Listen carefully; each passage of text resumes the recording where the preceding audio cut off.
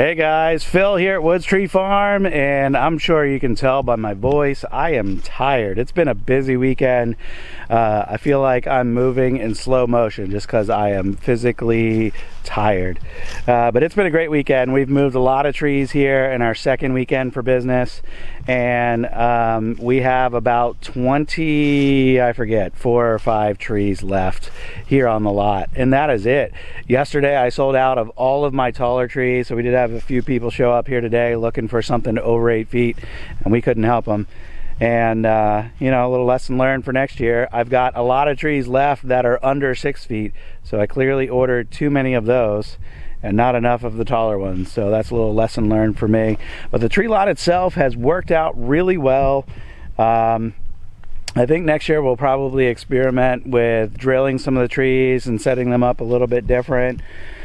But for what we had, we didn't have to spend any money. We used just poles and fence posts that we had here on the property to lean the trees on or to tie the trees to, and that worked out fine.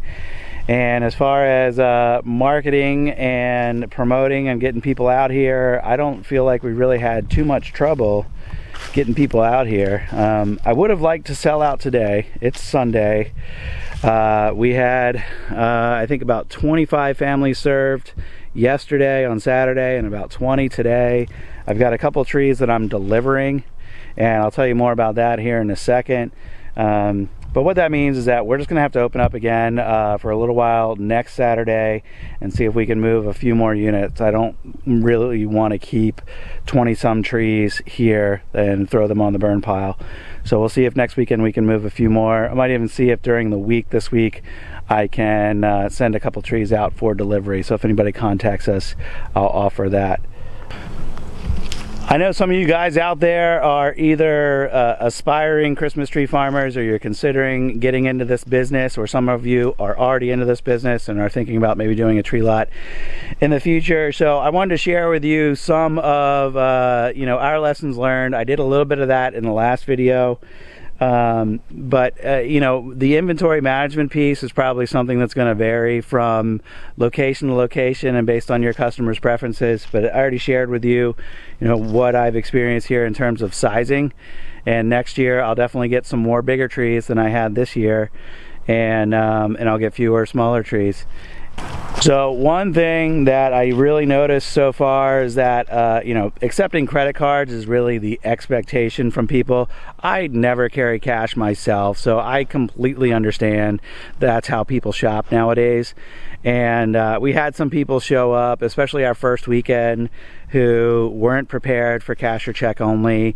There was one family in that first weekend who I didn't want to let them go, so I said, hey, where do you live? I'll deliver you your tree and you can pay me a check when I get there. And that worked out okay. There was another family who went to the convenience store down the road and got some cash, and that worked out okay. But I think, you know, as far as just kind of meeting people's expectations and being in business in 2019 and next year 2020, people just expect you to be able to take cards. So we will do that. This year, we actually today, for the first time, I took a few credit card transactions. I did find out that through Square, if you're not familiar with Square, they're the ones that have the little square-shaped credit card readers for your mobile phones. It's a loud bird over there. Through Square, you can process credit card transactions in an offline mode. And since we don't get good signal out here, that's what we have to do. So when I get up the road and I get good signal, all of today's credit card transactions will go through. Or it might be when I get back on Wi-Fi, when I get home, all of today's credit card transactions will go through. The only drawback for offline mode is that there's no fraud protection. So if someone's card doesn't go through, or if there's a fraudulent transaction and there's a chargeback, there's really nothing that the credit card companies are going to do for an offline process transaction. That's what Square says. So that's something that I'll have to deal with. I think this is a pretty low risk transaction. People aren't showing up to a farm to do a face-to-face small dollar transaction and make it fraudulent. So you know, hopefully we won't experience any of that, but that's something that we'll do more of in the future.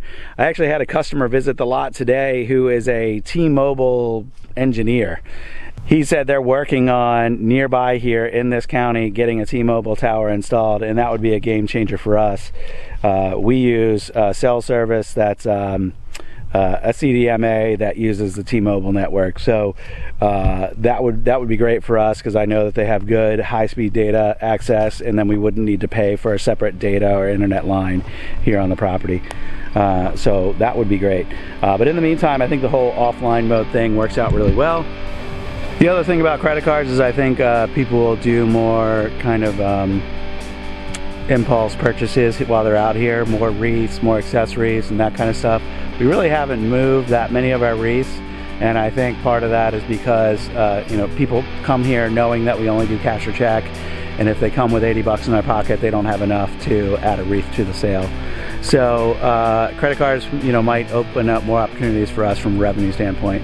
And the final thing I'll say about our experience out here is that from an experience standpoint, and we knew going into this that the experience that people had while they're here was going to be our differentiator. You know, just from an experience standpoint, we're offering hay rides, free hot chocolate and marshmallows at our big fire pit. You can actually see it smoking still way behind me. We have some other games set up, like we have giant Jenga, we have cornhole, and a couple other things. We're doing hay rides. Did I mention that or not? I don't know. I'm tired.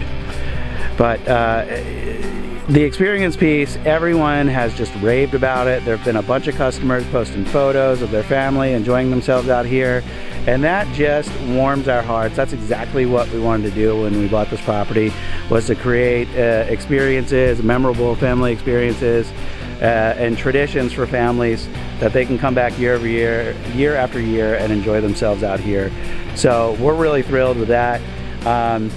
You know, that going forward will continue to be our differentiator. There's a couple other tree farms in the area.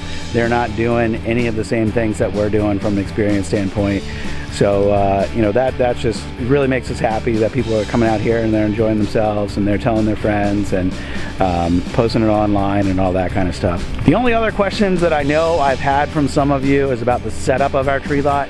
We did not do an organized grid pattern here on our lot.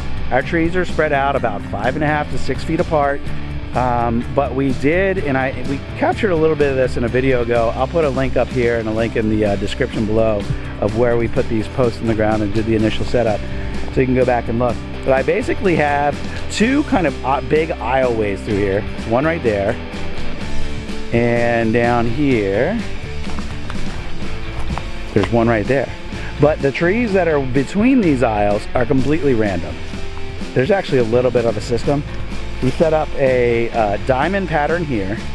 See if we can get up and look at it. Yeah, right there. So these 4 trees, there's actually 3 trees and a post, are here in a diamond pattern. And then right next to them, if we move over, the next 4 trees, I'll call these in a square pattern. So I don't know if this is super obvious, but there's one here, there's a post here, that far post, and this tree is set up in a square so that the diamond that's right next to me, I don't know how well, I should get out the drone and shoot it from above. That'd probably be easier. But yeah, I'm not really gonna capture this way, and I'm not getting out the drone because I'm tired and I wanna go home. But I have a diamond here. Right next to it, I have a square, or think of it as a diamond, but turned. So that the flat side of the square is right here, and then over here, this is the point of the diamond. So I basically have diamonds, squares, all the way down this aisle here, and that gives kind of this random layout. So I like how our layout gives a really random effect to how these trees are all set up. And people really enjoyed, from what I could tell, walking through the lot and browsing all the trees. And the way that the trees are stood up like this, you have a really good look all around the tree. You know, they're not all squashed together, they're not leaning against rails. You can get a good look at the, you know, size and shape and health of the tree.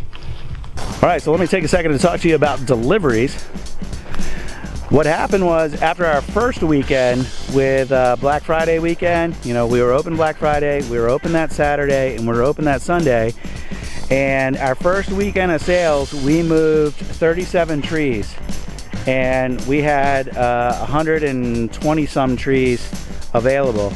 And my thought then was, hey, if we only move 37 trees, this is going to be a problem, because we need to move a lot more than that in order for this to be profitable. So I got on our local Facebook pages. We live in a big neighborhood. I got on the neighborhood page. I got on a few other local group pages, and I said, hey, if anybody out there wants a fresh tree, we've got some nice high quality trees, and I'll deliver it. And the deal that I made when I posted that up was basically just added $9 per tree as a delivery charge. And I didn't mention that it was delivery charge. I just said, here's the price, delivered. So the trees that we're selling on the lot for $56, I was delivering for $65. So here I've got 2 trees that I'm going to deliver on my way home tonight. I've got to drive 30 minutes home from here anyway, and I got to go right by the neighborhoods where these are being delivered. So it's really not that much more work for me, and I'm able to move a lot more trees. So what happened was, last weekend I moved just 2 trees by putting that offer out there on Saturday night. Sunday I delivered 2 trees. Last night I delivered 5 trees, and then I have these 2 for tonight. So I was able to move an extra 9 trees, get an extra, what is that, 80, 90 bucks in delivery charges, just extra margin. You know, there's plenty of other people out there who are happy they got a fresh tree and happy that they didn't have to go get it themselves. So that's probably something I'll look at doing more of in the future years. I just need to start getting the word out there and promoting that option's available earlier in the season. I could even set up through my website pretty easily a product, and people could go and do the checkout themselves, so I don't need to show up and just collect cash. So anyway, that's pretty much it for this year. And you know, if you guys got any other questions about what we're doing out here, leave those in the comments below. And I think that's it for today. I'm gonna head home. I'm getting tired, and I still got these deliveries to make. Thanks for watching, appreciate you. If you haven't already, hit the subscribe button, give this video a like, and I'll see you on the next one. Bye-bye.